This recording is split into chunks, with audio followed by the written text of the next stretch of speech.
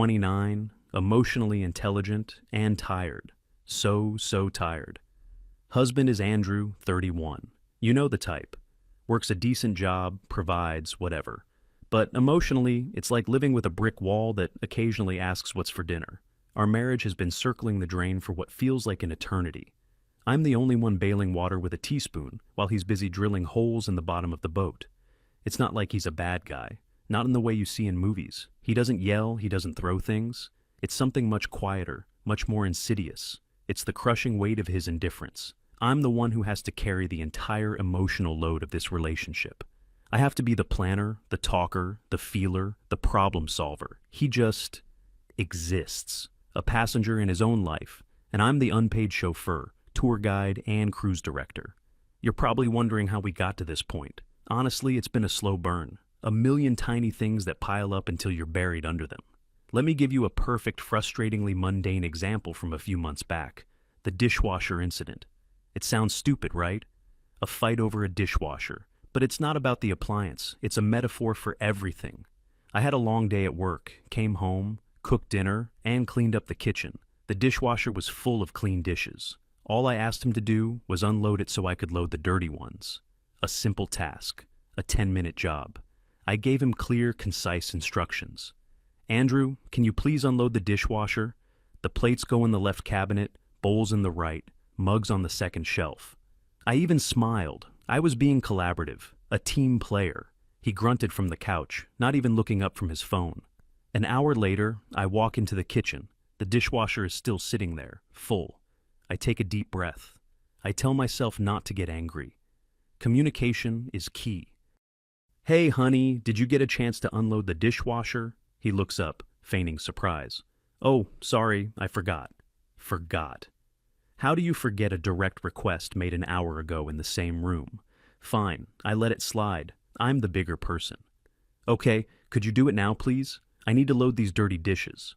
He lets out this huge theatrical sigh. The sigh of a deeply put-upon man asked to do the bare minimum. He gets up, lumbers over to the dishwasher, and starts unloading it. But the way he does it, it's pure sabotage. It's a textbook case of weaponized incompetence. He puts the small plates where the large plates go. He shoves the bowls into the plate slots so they're all crooked. The mugs, which I specifically said, go on the second shelf. He crams onto the top shelf with the glasses, where they don't fit properly. He knows. He absolutely knows where everything goes. We've lived in this house for 3 years. He's not an idiot. He's just pretending to be one, so I'll get frustrated and do it myself. And what do? Like an absolute clown, I get frustrated and do it myself. No, that's not right, I say, trying to keep my voice even. I gently push him aside and start rearranging everything correctly. He just stands there with this blank look on his face. See? This is why I don't do it. You always just redo it anyway. Gaslighting, pure and simple. He creates the problem, then blames me for my reaction to the problem. I wanted to scream. Instead, I just finished the job in silence while he went back to the couch and his phone, his duty fulfilled. He probably felt like a hero. I felt like an unpaid housekeeper who also had to manage her own husband's passive aggression.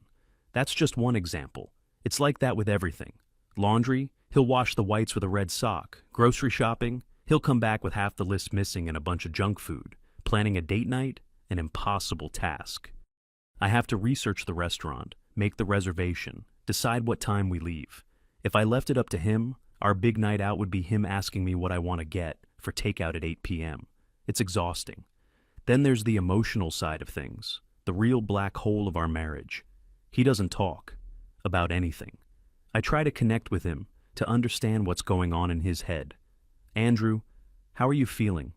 You seem quiet today. I'm fine. Just fine. You can talk to me, you know. Is something wrong at work? No, work is fine. Okay. Well, is there anything on your mind? Anything you want to share? Not really. It's like trying to get blood from a stone. He's built these walls around himself, and I'm just supposed to be happy living in the courtyard, never allowed inside the castle. My friends see it. They're all so supportive. We have our group chat, and they're my lifeline. I'll tell them about the dishwasher incident, and they get it immediately. Classic man-child behavior, one will text. He's making you do all the emotional labor, Lydia, another will say. You deserve a partner, not a project. They see me. They validate my feelings. When I'm with them, I feel sane. I feel like I'm not the crazy one. But then I come home, and the silence is deafening. The final straw came a few weeks ago. It was after a party at my friend's house. I was excited to go.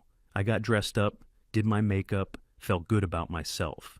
Andrew, of course, complained about having to go until the very last minute. He put on a wrinkled shirt and jeans. Zero effort. At the party, he was a ghost. I would be in the middle of a conversation, laughing with my friends, and I'd look over and see him, just standing in a corner, staring at his phone, looking miserable. He made no effort to mingle, to talk to anyone. I had to do all the social heavy lifting for both of us. Oh, Andrew's just a little shy, I'd say, forcing a smile. He's had a long week at work, I'd lie, trying to cover for him. It was humiliating. On the car ride home, I couldn't take the silence anymore. Did you have a good time? I asked, knowing the answer. It was okay. Just okay? You barely spoke to anyone all night. You just stood in the corner. It was embarrassing, Andrew. He didn't say anything, just stared straight ahead at the road. That's his move, the silent treatment, stonewalling. He knows it drives me crazy. He knows it makes me feel like I'm screaming into a void. I started to cry. Silent, frustrated tears rolling down my cheeks. I was so tired of feeling alone, even when he was sitting right next to me. He glanced over, saw the tears. "What's wrong?" he asked, his voice completely flat, devoid of any emotion. That's what broke me. The fact that he had to ask. The fact that he couldn't see the chasm that had opened up between us. I didn't answer him. I just cried all the way home. When we got inside, I went straight to the bedroom and he went to the living room to watch TV, like nothing had happened, like his wife wasn't having a complete emotional breakdown. I laid in bed that night and I made a decision. This couldn't go on. I wasn't going to spend the rest of my life with a roommate who shared my bed.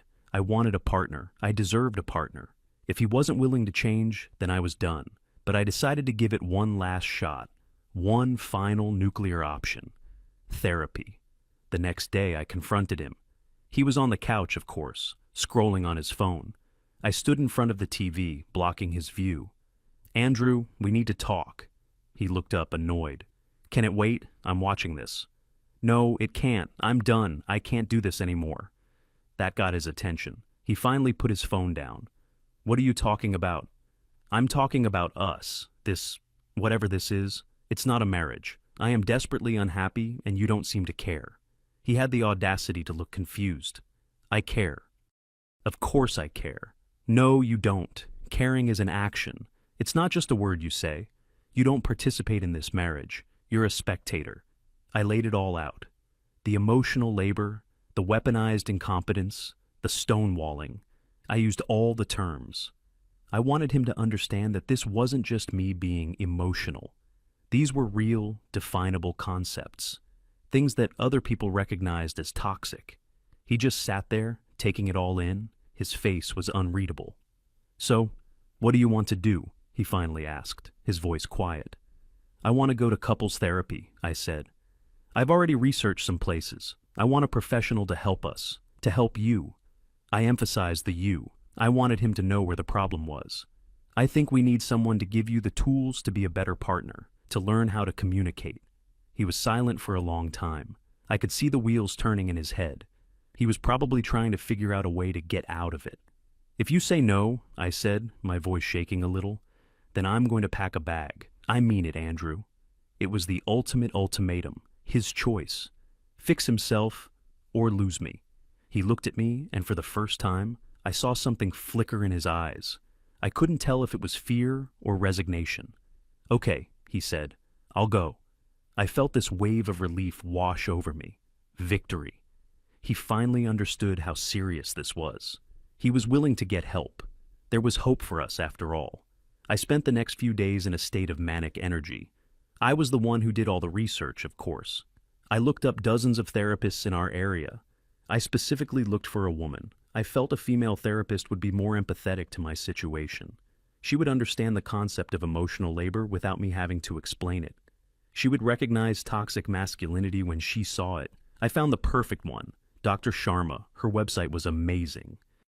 It was all about holistic communication strategies and fostering empathetic partnerships. Her photo showed a kind, intelligent-looking woman in her late 40s or early 50s. She had glowing reviews. Dr. Sharma saved our marriage. She gave us the tools we needed to reconnect. This was it. This was the woman who was going to fix my husband. I called and made the appointment. The receptionist was so nice. I felt so validated just talking to her. When I told Andrew I'd booked our first session, he just nodded. "It's next week," I said. "I've already put it in your calendar." He didn't ask any questions. Not about the therapist, not about the cost, not about what he should expect. Classic avoidance. But it didn't matter. He had agreed to go. That was the first step. The week leading up to the appointment was tense. We barely spoke. We were like two ships passing in the night. I spent my evenings preparing. I made a list. A detailed, bullet-pointed list of all of Andrew's faults and all the incidents that had led us here. I wanted to be prepared. I wanted to give Dr. Sharma a clear, concise picture of the problem. The dishwasher incident was at the top of the list, followed by the party, his communication failures, his lack of initiative, everything. I even made sub-bullets. I felt like a lawyer preparing for a big case. And, in a way, I was. I was fighting for my marriage.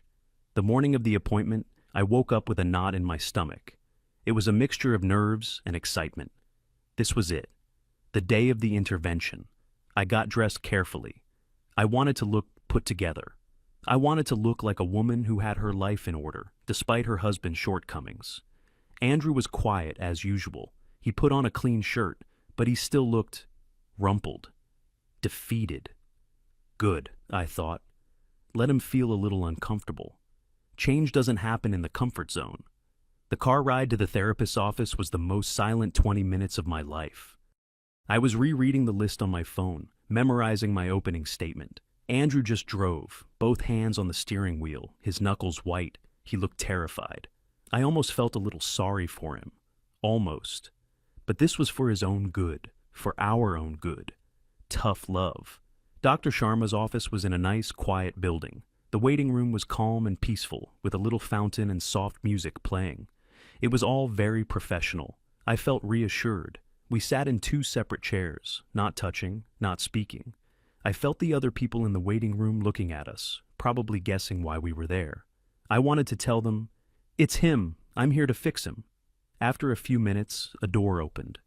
"Lydia, Andrew." It was her, Dr. Sharma. She looked exactly like her photo, warm, professional, with intelligent eyes. I immediately felt a connection. She was going to be my ally.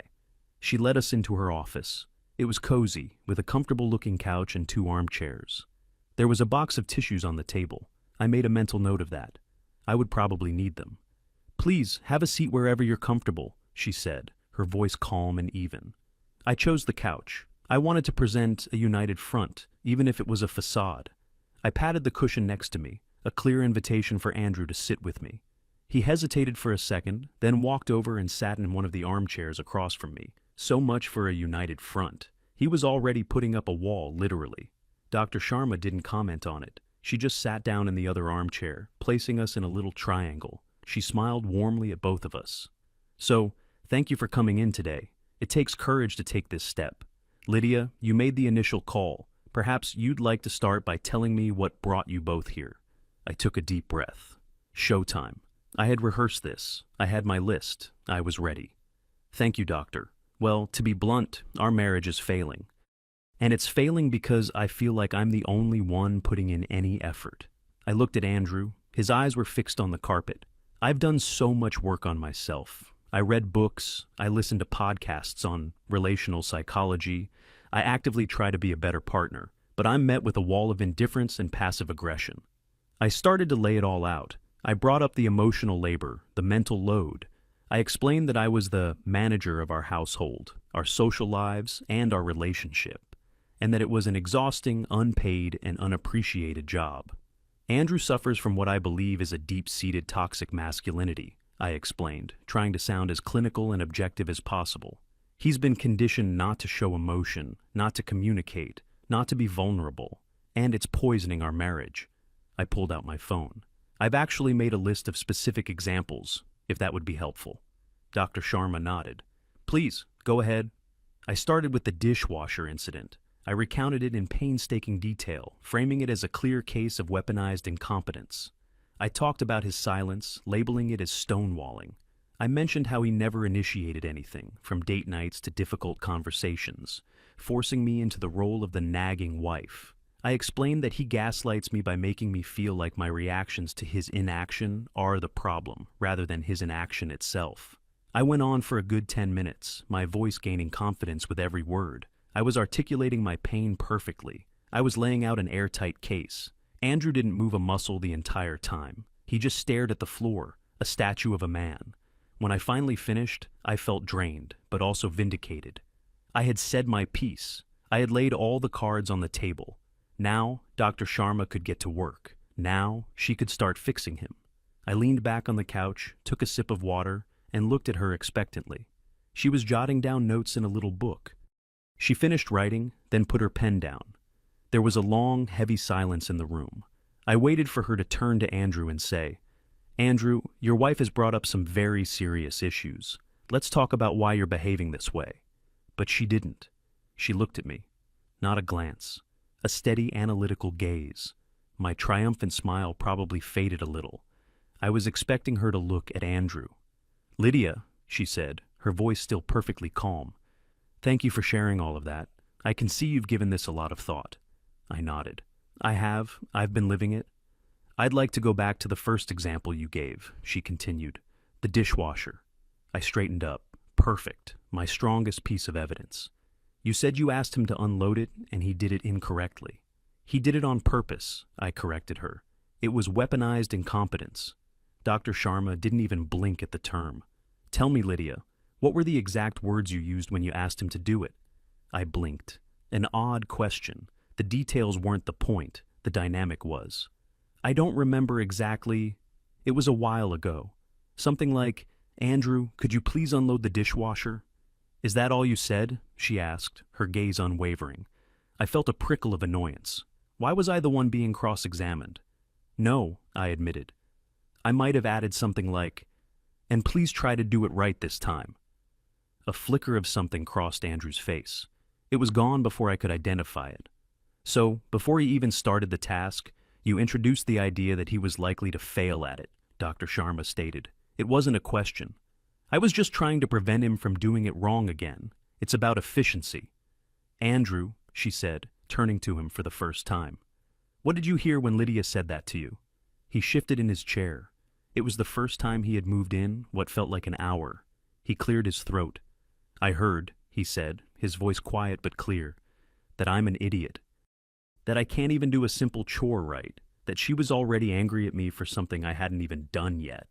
My jaw tightened. He was being so dramatic. That's not what I meant at all, I said, looking at Dr. Sharma for backup. She was looking at Andrew. So, what did you feel in that moment? Defeated, he said simply. I felt like, what's the point? No matter how I do it, it's going to be wrong. She's going to come in and fix it anyway, so I just did it. I put the stuff away. Maybe I didn't put it in the exact right spot. I don't know. I just wanted it to be over. I had to redo the whole thing, I interjected, my voice rising. He made more work for me.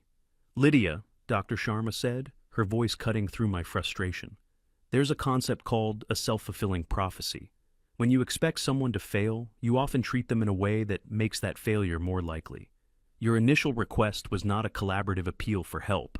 It was a criticism disguised as a request. I was stunned into silence. A criticism disguised as a request? That was ridiculous. I was just being clear. What you call weaponized incompetence, she continued, can often be a response to constant criticism. It's called learned helplessness. A person stops trying to do things correctly because they've learned that their efforts will never be seen as good enough. Learned helplessness. She was using her own jargon against mine.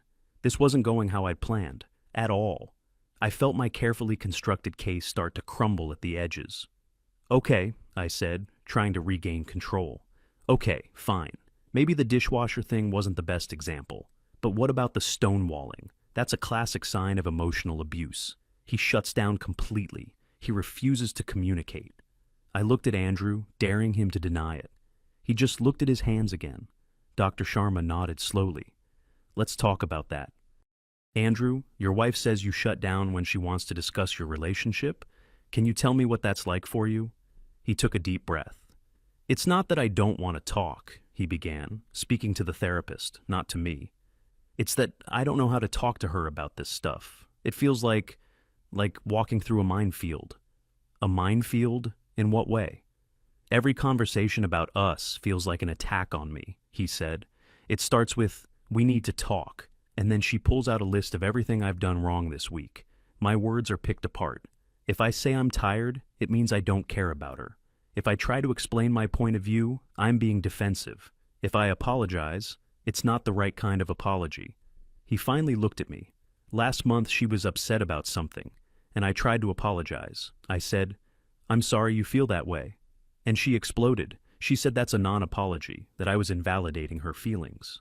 It is, I said to Dr. Sharma. That's textbook. He's not apologizing for his actions. He's apologizing for my reaction. And what would a correct apology have sounded like to you, Lydia? Dr. Sharma asked. It would sound like, Lydia, I'm sorry for what I did. I was wrong. I understand why my actions hurt you, and I will do X, Y, and Z to make sure it never happens again. I said it with conviction. It was what all the articles said. A real apology takes full ownership. Dr. Sharma looked at Andrew. Andrew, could you have said those words? He shook his head. No, because I didn't think I had done anything wrong. I thought she was overreacting, but I couldn't say that. So I tried to meet her halfway. I tried to acknowledge her feelings even if I didn't understand them. It was the only honest thing I could say. So, the choice you felt you had, Dr. Sharma summarized, was either to lie and recite a script you didn't believe, or to tell your truth and escalate the conflict. Yes, he said. And I've learned that escalating the conflict is always worse. So, most of the time, I just say nothing. It's safer. I felt a hot flush of anger. So, this is my fault? It's my fault he won't talk to me? I asked Dr. Sharma, my voice shaking. I'm not assigning fault, Lydia. I'm trying to understand the dynamic, she said calmly. But it appears that your communication style doesn't leave much room for a different point of view. A conversation requires two people to be able to speak freely. It seems that in your relationship, only you have the floor. I couldn't believe what I was hearing. This was a nightmare. I had come here to get a diagnosis for my husband's problems, and instead, I was being put under a microscope. But I'm the one who has to do all the work, I said, my voice cracking. I could feel the tears welling up. I'm the one carrying the entire emotional load of this relationship. I have to remember his mother's birthday. I have to plan our vacations. I have to be the one to initiate every single important conversation we've ever had. Don't you see? I'm exhausted from doing the emotional labor for two people. I grabbed a tissue from the box. The tears were real. This was my truth, my pain. She had to see that. Dr. Sharma let me cry for a moment. She looked at me with an expression that I thought was sympathy, but now I wasn't so sure. It was more clinical. Lydia, what do you believe emotional labor is? She asked gently. It's all the invisible work that goes into maintaining a relationship, I said, wiping my eyes. The remembering, the planning, the anticipating needs, the stuff that just gets done, usually by the woman, without any recognition or thanks. I see, she said. And you feel you do all of that in your marriage? I know I do, I said. Andrew wouldn't even know his own cousin's wedding date if I didn't write it on the calendar and remind him 3 times. Let me ask you this, Lydia. Has Andrew ever tried to plan something for the two of you? I had to think about it. Once, I said reluctantly. A long time ago. For our anniversary. What happened? He tried to surprise me. He booked a table at some restaurant he saw online. It was a steakhouse. He knows I'm trying to eat less red meat, and he booked it for 8:30 p.m. I hate eating that late. I had to call and change the reservation to a different restaurant at an earlier time. He got all moody about it. So he made an attempt to take on the labor of planning a date, Dr. Sharma said, and your response was to take over and correct his attempt because it wasn't up to your specific standards. It would have been a bad evening, I defended myself. I was just making it better. For you, she said. But in the process, you sent him a very clear message. Your efforts are not good enough. I can do it better. Did he ever try to plan another surprise date? I didn't answer. We both knew he hadn't. Lydia, she said, leaning forward slightly. It seems to me that you're not upset that you're doing all the emotional labor. You're upset that you're not being appreciated for it. But you've created a system where it's impossible for your husband to participate. You don't want a partner in these tasks. You want a well-trained assistant who executes your vision flawlessly. My mouth fell open. An assistant. She thought I was treating my husband like an assistant. That is the most unfair thing I have ever heard, I whispered. Is it? She pressed. You criticize how he loads the dishwasher instead of being grateful he's helping. You script his apologies for him. You take over his plans and remake them in your image. You've positioned yourself as the manager of this relationship. And then you resent him for acting like an employee instead of a co-owner. I looked over at Andrew. He was just sitting there, listening. His expression was no longer defeated. It was attentive. He was hearing someone articulate things he had probably never been able to put into words himself. He wasn't my ally. He was a witness for the prosecution. And I was on trial. I felt cornered, attacked. So what am I supposed to do? I asked, my voice dripping with sarcasm. Just let him load the dishwasher wrong and eat off dirty plates? Let him plan a terrible anniversary dinner and pretend to enjoy it? Should I just lower all my standards to 0? Or, Dr. Sharma suggested, you could try accepting that his way of doing things is just as valid as yours, even if it's different. You could let a plate be in the wrong spot.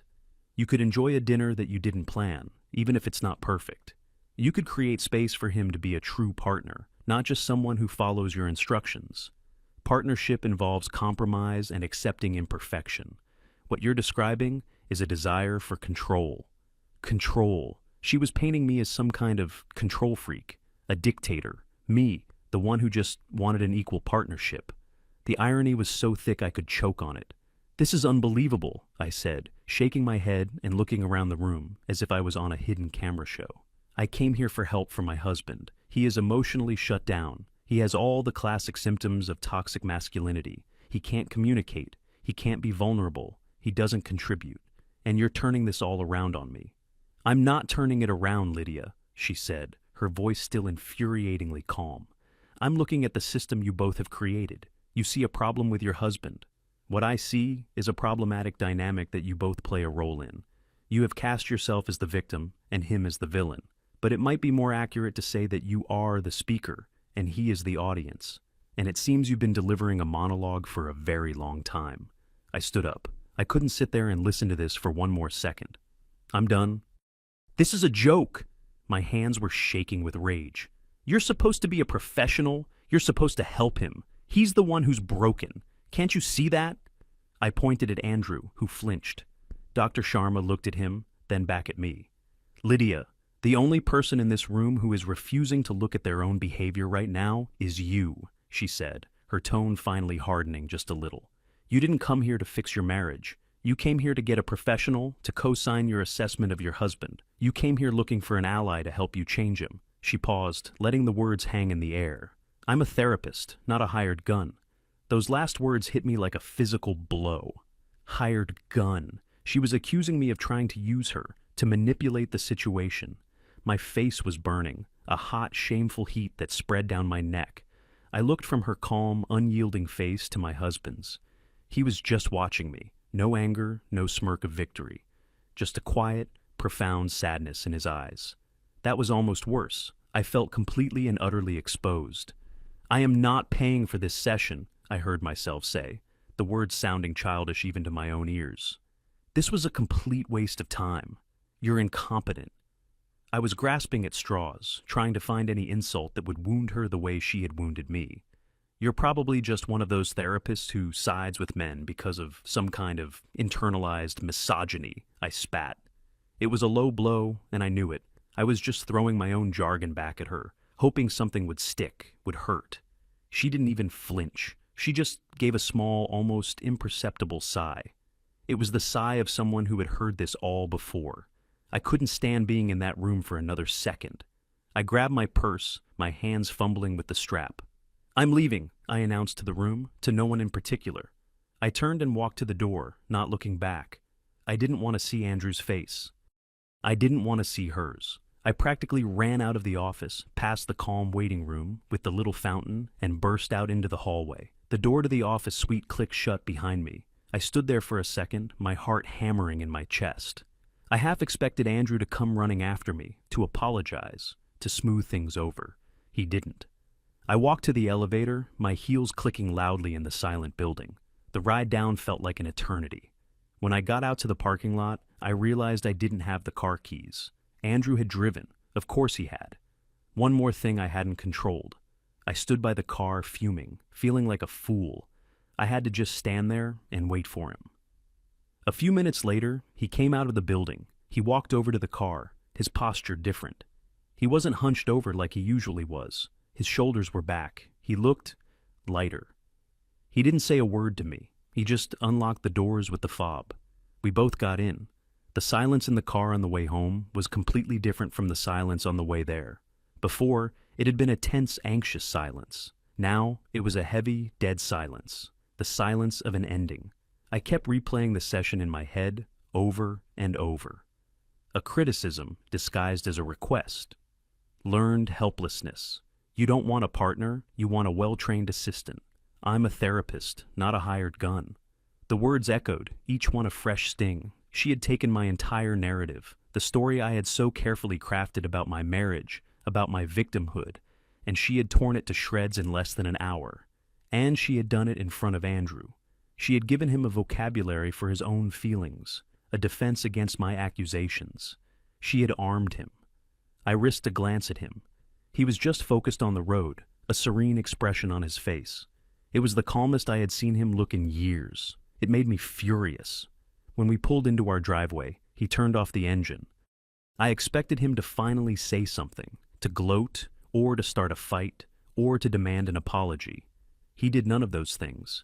He just unbuckled his seatbelt, got out of the car, and walked into the house, leaving me sitting there. I stayed in the car for another 10 minutes, just trying to breathe. My grand plan had backfired in the most spectacular way possible. I had wanted to force a change, and I had. Just not the one I intended. When I finally went inside, the house was quiet. Andrew was in the kitchen, not sulking, not hiding. He was pulling ingredients out of the fridge. He was making himself dinner. He didn't ask me if I was hungry. He didn't try to make small talk. He just moved around the space with a quiet efficiency I hadn't seen in a long time. I walked past him and went to our bedroom, closing the door behind me. I half expected him to follow, to try and talk, but he didn't. I heard the sounds of him cooking, the clatter of a pan, the sizzle of oil. Then I heard the TV turn on in the living room. He was just living his life, without me at the center of it, managing it, directing it. I spent the rest of the evening in the bedroom, a self-imposed exile. I kept waiting for the dynamic to reset, for him to eventually crack and come to me, needing me to tell him what to do or how to feel. But the hours ticked by, and he left me completely alone. It was unnerving. The power balance in our home had been completely upended. The silence that I had always accused him of using as a weapon now felt like it was being used against me. It wasn't an angry silence, though. It was a peaceful one. And that was the most terrifying part. He wasn't punishing me. He was just okay. He was okay without me. Later that night, he came into the bedroom to go to sleep. He got ready for bed without a word, got into his side, and turned off the light. He didn't try to touch me. He didn't say goodnight. He just turned on his side, away from me, and within minutes I could hear the sound of his steady, even breathing as he fell asleep. I lay there in the dark for hours, wide awake. My mind was racing. Was she right? Was any of what she said true? Had I really created this dynamic myself? Had I pushed him into a corner with my constant criticism and my need for control until he had no choice but to shut down? Had I mistaken my own rigidity for high standards? The thought was terrifying. Because if she was right, then I wasn't the victim. I was the architect of my own misery. The next morning, the new normal continued. He got up, got ready for work, and left. He made his own coffee. He didn't ask if I needed anything. It was like a switch had been flipped. It was like that therapy session hadn't broken him. It had liberated him. He was no longer walking on eggshells around me, because he had realized that I was the one who had laid the eggshells. I knew I had to do something. I couldn't live in this cold, silent truce. My first instinct was to reach out to my friends. my support system. I pulled out my phone and opened our group chat.